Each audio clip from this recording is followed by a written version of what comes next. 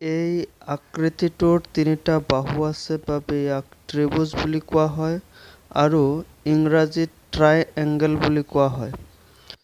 এইটো আকৃতিৰ চাৰিটা বাহু থকাৰ বাবে ইয়াক চতুৰ্ভুজ আৰু ইংৰাজীত কোৱাড্ৰিলেটাৰেল বুলি কোৱা হয়। এইটো আকৃতিত পাঁচটা বাহু থকাৰ বাবে ইয়াক পঞ্চভুজ বুলি কোৱা হয় আৰু ইংৰাজীত পেণ্টাগন বুলি কোৱা হয়।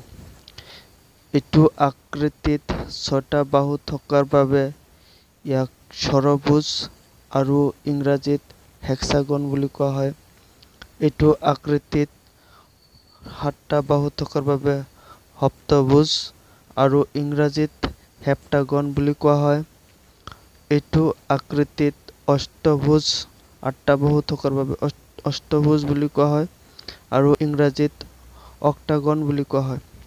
এইটো আকৃতিত নয়টা বাহু থকাৰ বাবে নৱভুজ আৰু ইংৰাজীত ননাগন বুলি কোৱা হয় আৰু শেষৰটোত 10টা বাহু থকাৰ বাবে দশভুজ আৰু ইংৰাজীত ডেকাগন বুলি কোৱা হয়। ধন্যবাদ। Thank U.